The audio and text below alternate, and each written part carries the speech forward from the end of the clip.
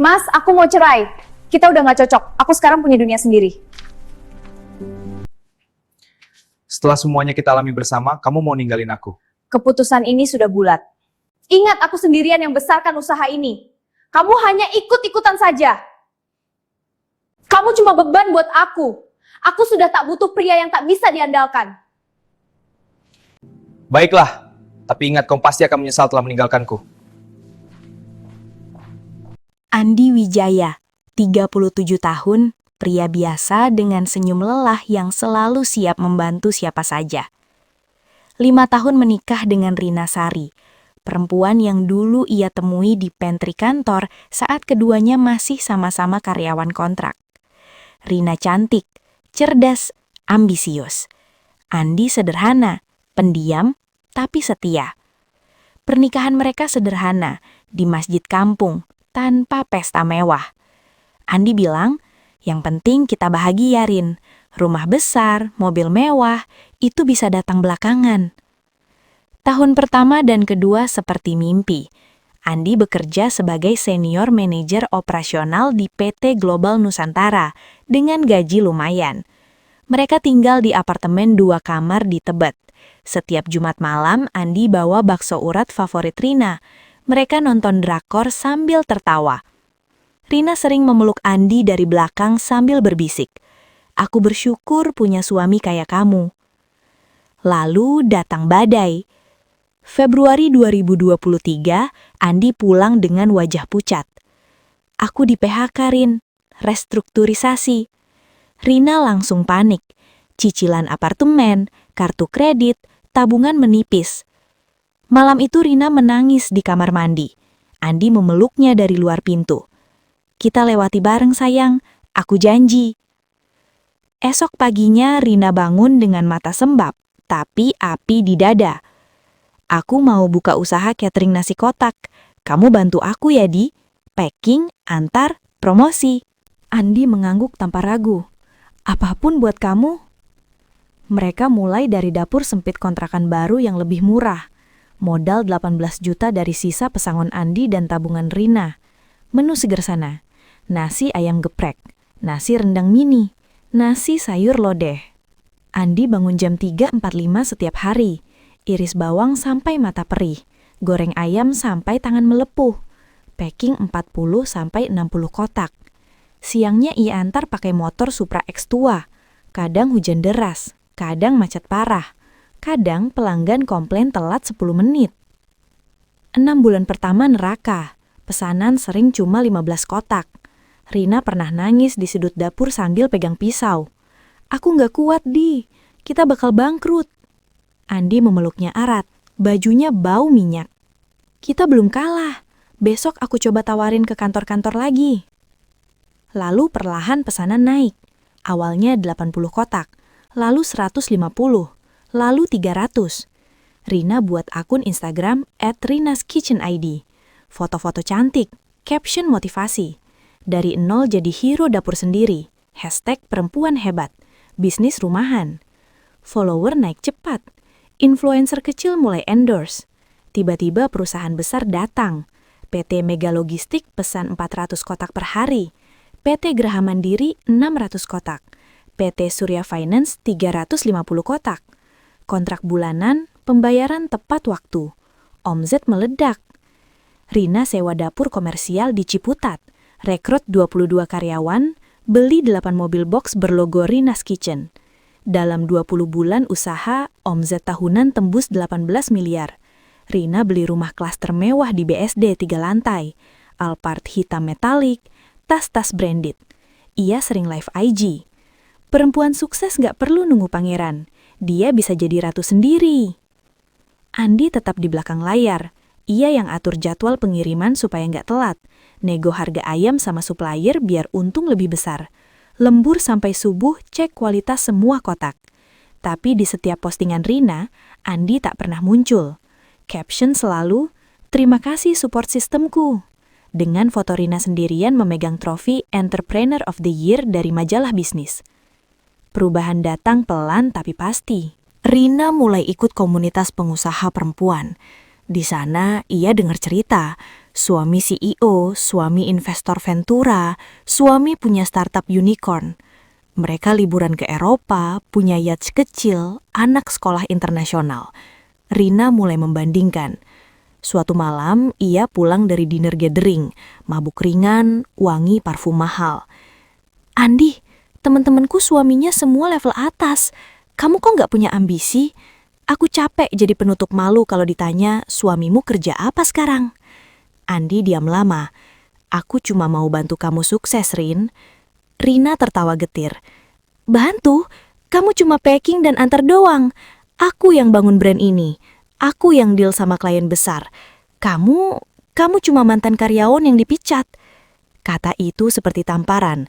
Andi menunduk, tangannya gemetar memegang gelas kosong. Pertengkaran semakin sering. Rina scroll reels, high value woman, don't settle for less, divorce is a glow up. Komentar netizen memperkeruh. Queen kok masih sama opa-opa pengangguran? Upgrade dong sis. Perempuan sukses deserve laki-laki sukses juga. Puncaknya di bulan ke-32 usaha Rina. Malam itu Rina meletakkan map biru di meja makan. Gugatan cerai. Aku mau cerai, Di. Kita udah beda jalan. Aku sekarang punya dunia sendiri. Kamu gak cocok lagi di dunia ini. Andi membaca surat itu dengan mata kosong. Setelah semua yang kita lalui bareng, Rina menatap dingin. Yang kita lalui, aku yang kerja keras. Aku yang bangun empire ini. Kamu cuma ikut-ikutan. Aku nggak mau bawa beban lagi. Andi tak membantah. Ia hanya minta satu hal. Boleh aku tetap bantu operasional sampai transisi selesai? Rina menolak tajam. Nggak usah, aku sudah punya tim profesional. Sidang cerai berjalan kilat. Rina minta hampir seluruh harta Gonogini. Andi tak melawan. Ia keluar pengadilan dengan tas kecil berisi baju seadanya. Malam itu ia tidur di kontrakan petak sempit dekat pasar, tempat ia pernah bantu Rina packing dulu. 2 bulan setelah cerai, badai menghantam Rina. PT Mega Logistik tiba-tiba stop kontrak. PT Graha Mandiri ikut cabut. PT Surya Finance kirim surat resmi. Kami beralih vendor baru per 1 bulan ini. Omset anjlok 89% dalam 10 minggu. Karyawan resign berantai. Supplier menagih utang macet. Bank sita mobil box satu persatu. Rumah BSD terpaksa dilelang. Rina pindah ke rumah kontrakan 1 kamar di pinggir Depok. Ia panik, hubungi semua kenalan. Jawaban sama. Maaf Bu Rina, keputusan dari direksi pusat, kami nggak bisa lanjut. Suatu siang, Rina nekat datang ke gedung megah di kawasan SCDD, PT Wijaya Group, salah satu klien terbesar dulu. Ia minta ketemu Head of Procurement. Setelah menunggu 2 jam, ia dipersilahkan masuk. Di balik meja besar, seorang pria paruh baya tersenyum tipis. Di belakangnya tertulis, Andi Wijaya, Grup CEO Wijaya Group. Rina membeku, lututnya lemas. Bu Rina Sari, mantan istri Bapak Andi bukan? Rina mengangguk pelan, suaranya hilang. Pria itu melanjutkan dengan nada datar. Selama hampir 3 tahun, Bapak Andi memerintahkan seluruh anak perusahaan Wijaya Group, ada 24 entitas, untuk memesan catering dari Rina's Kitchen. Total volume rata-rata 1.450 kotak per hari. Beliau bilang, biarkan istri saya merasa membangun usaha dari nol. Jangan pernah bilang kalau ini perintah saya. Setiap bulan beliau review laporan sendiri, pastikan supplier aman, logistik lancar. Semua itu supaya ibu merasa sukses. Rina menutup mulut, air mata jatuh. Setelah ibu menggugat cerai, Bapak Andi hanya bilang 1 kalimat ke saya. Stop semua kontrak, biarkan dia buktikan dirinya tanpa bayang-bayang saya. Dan sekarang, ibu lihat sendiri hasilnya. Rina jatuh duduk di lantai. Tolong bilang ke Andi aku menyesal.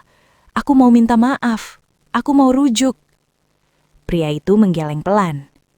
Bapak Andi sekarang di Dubai, mengurus ekspansi baru. Beliau minta saya sampaikan kalau ibu datang. Kamu pernah bilang aku cuma beban. Sekarang kamu tahu, tanpa aku, kamu bukan apa-apa. Penyesalanmu datang terlambat. aku sudah lelah jadi bayangan yang kamu injak. Rina pulang dengan taksi online murah. Di kontrakan kecilnya, ia duduk di lantai, memandang foto pernikahan mereka yang masih disimpan. Ia ingat tangan Andi yang kasar karena memegang wajan panas tiap pagi. Ingat Andi yang diam-diam cuci piring setelah Rina capek. Ingat Andi yang selalu bilang, kita pasti bisa, meski pesanan sepi. Kini semuanya hilang. Akun IG Rina's Kitchen mati. Netizen ramai membongkar cerita. Ternyata ratu bisnis itu cuma numpang tena suami diam-diam. Rina blokir semua notifikasi. Ia kini kerja serabutan. Kadang jualan gorengan depan gang, kadang jadi kasir minimarket malam. Suatu malam ia coba telepon Andi. Masih aktif. Suara Andi terdengar tenang. Jauh. Iya, Rin? Andi, aku tahu semuanya. Aku bodoh. Aku nggak tahu. Maafin aku. Andi diam sejenak. Lalu bicara pelan. Tanpa emosi. Kamu tahu, Rin. Kamu cuma pura-pura nggak tahu. Kamu pilih kata-kata orang di medsos daripada laki-laki yang bangun jam 4 pagi demi kamu. Kamu pilih level up daripada setia. Sekarang nikmati pilihanmu. Andi, aku masih cinta kamu. Andi tertawa kecil, pahit. Cinta yang mana? Yang dulu atau yang sekarang karena tahu aku punya 24 perusahaan? Maaf, aku sudah punya hidup baru. Ada perempuan yang mencintaiku saat aku pengangguran. Bukan saat aku CEO. Dia senang kalau aku bawa es teh manis pulang. Bukan jet pribadi. Telepon ditutup. Rina menangis sampai pagi. Di luar hujan deras. Seperti dulu saat Andi antar pesanan sambil basah kuyup. Di suatu tempat lain, Andi Wijaya duduk di balkon apartemen menghadap Teluk Dubai. Di sampingnya istri barunya, seorang guru SD sederhana yang ia temui saat jadi relawan bencana 2 tahun lalu, memegang tangannya. Andi memandang langit malam. Ia tak pernah membenci Rina. Ia hanya lelah. Dan di Jakarta yang tetap sibuk, seorang perempuan pernah menjadi ratu bisnis, kini hanya bisa berbisik setiap malam sebelum lampu dimatikan. Andi, maaf. Tapi jawaban yang ia tunggu tak pernah datang lagi. Tamat.